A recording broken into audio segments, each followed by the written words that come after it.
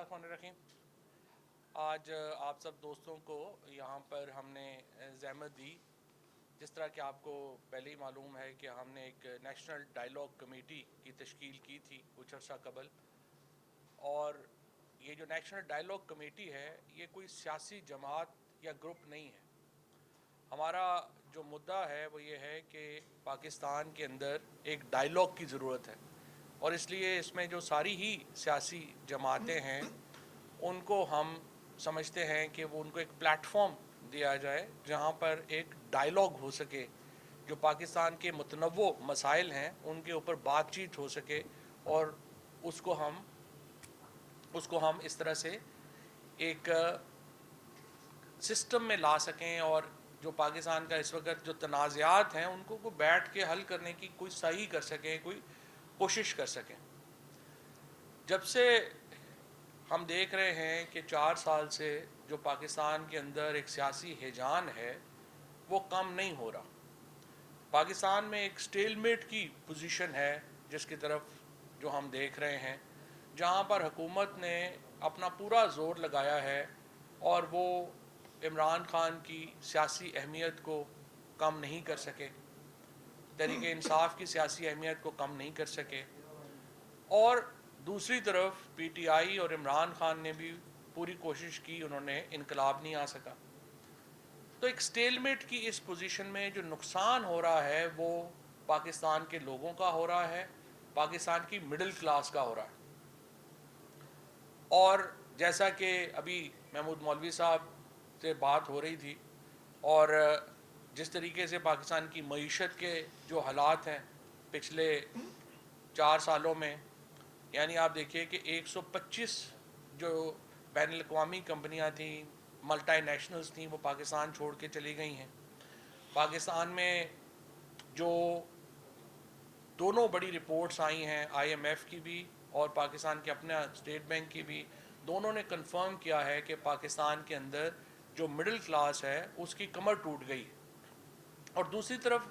जो सियासत है वो किसी के काबू में आ ही नहीं रही। एक तरफ इमरान खान की बीमारी का मामला है और उसके ऊपर पूरी कौम तशवीश में मुब्तला है। हम ये समझते हैं कि इमरान खान को ये हक़ हासिल है कि उनके ज़ाती मॉलेज को उन तक रसाई दी जाए, और उसके साथ ये हक़ भी किसी को नहीं है कि वो बताए कि इमरान खान के साथ किसने होना है। आप इमरान खान के मॉलेज तक उनको रसाई दें और इमरान खान ख़ुद बता दें कि उस इलाज में उनके साथ किसको होना है। ये फ़ैसला बाहर के लोगों को भी नहीं करना चाहिए कि इमरान खान के साथ किसको होना चाहिए या किसको नहीं होना चाहिए। ये फ़ैसला आप इमरान खान को करने दें कि उनके साथ किसने होना है और किसने नहीं होना, ताकि पाकिस्तान के अंदर एक सियासी हिजान में कमी आए। हमने पहले भी नेशनल डायलॉग कमेटी ने जो बात कही थी, हमारा ये मानना था कि पाकिस्तान के अंदर मुज़ाकरात से भी पहले एक सियासी माहौल बेहतर करने की ज़रूरत है, जिसमें हमने जो मुतालबात किए थे उसमें हमने ये कहा था कि अपोजिशन लीडर्स अपॉइंट किए जाएं, जो बहुत अच्छी बात है। हुकूमत ने वो बात जो है तस्लीम की और अपोजिशन लीडर्स अपॉइंट किए। उसके बाद हमारा मुतालबा था कि जो पॉलिटिकल वर्कर्स हैं, स्पेशली जो कोट लखपत में क़यादत है, उसको रिलीफ दिया जाए ताकि इमरान खान के साथ बातचीत हो। और आज आपने देखा कि अडयाला जेल के जो सारे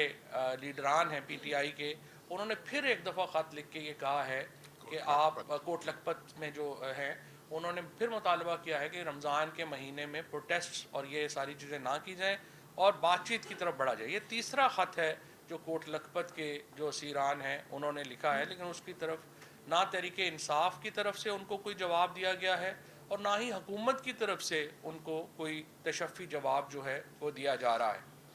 पाकिस्तान के अंदर जो सियासी हिजान है वो रोज़ाना बढ़ता जा रहा है। कोई बड़ा फ़ैसला हुकूमत नहीं कर पा रही। अभी आपने देखा, या तो आपको फेयर इलेक्शन से आए हों तो समझते हैं कि कोई सियासी दबाव भी हो, पॉलिटिकल दबाव भी हो। जब आप आए भी ऐसे इलेक्शनों से हैं जिनके ऊपर ख़ुद हुकूमती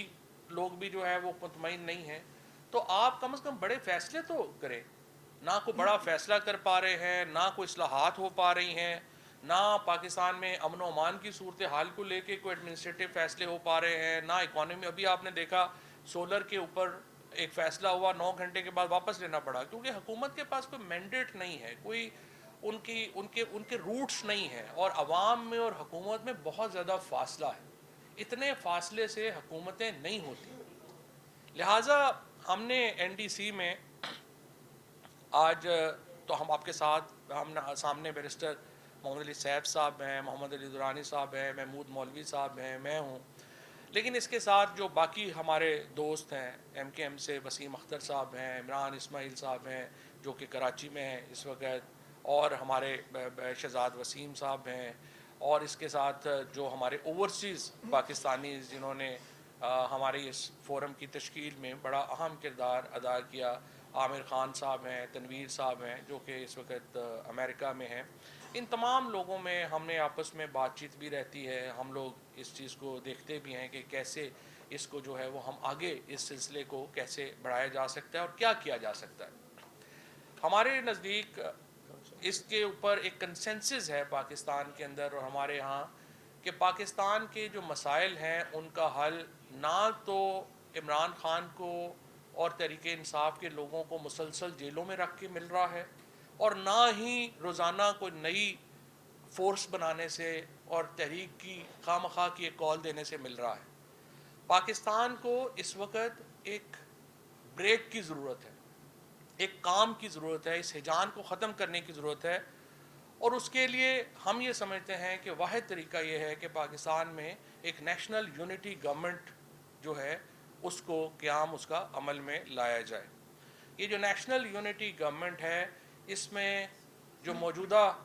حکومت ہے اس کی بھی رائے شامل ہونی چاہیے، یعنی نواز شریف صاحب، شہباز شریف صاحب، آصف زرداری صاحب جو اس حکومت میں شامل ہیں ان کی بھی رائے شامل ہونی چاہیے. لیکن اس کے ساتھ ساتھ عمران خان اور مولانا فضل الرحمان صاحب جیسے جو لوگ ہیں جو اس وقت اپوزیشن ہے ان کی رائے بھی شامل ہونی چاہیے، اور پاکستان کے اندر ایک کنسنسس حکومت بنائی جائے جو کہ 2 سے 3 سال کے لیے ہوگی، اور اگلے انتخابات سے پہلے وہ ایک پاکستان کے اندر ایک ایسا ماحول بنا سکیں ہم کہ جس میں تلخیاں کچھ نیچے آئیں. اس وقت جب بیرسٹر محمد علی سیف نے این ڈی سی میں جو تقریر کی تھی یا بات کہی تھی، میں آپ کو یاد کرانا چاہتا ہوں کہ انہوں نے یہ بتایا تھا کہ مسئلہ یہ بھی ہے کہ یہ بھی چیز یہ ہے کہ اگر عمران خان اور تحریک انصاف کو ریلیف دیا جائے تو وہ آگے سے کیا ریئیکٹ کریں گے. تو وہ جو ایک اس وقت صورتحال ہے اس کی وجہ سے بھی پاکستان آگے نہیں بڑھ رہا، اور اس کو نیچے لانے کے لیے بھی ضروری ہے کہ پاکستان میں سیاسی جماعتوں کے درمیان اور جو مقتدرہ ہے اس کے درمیان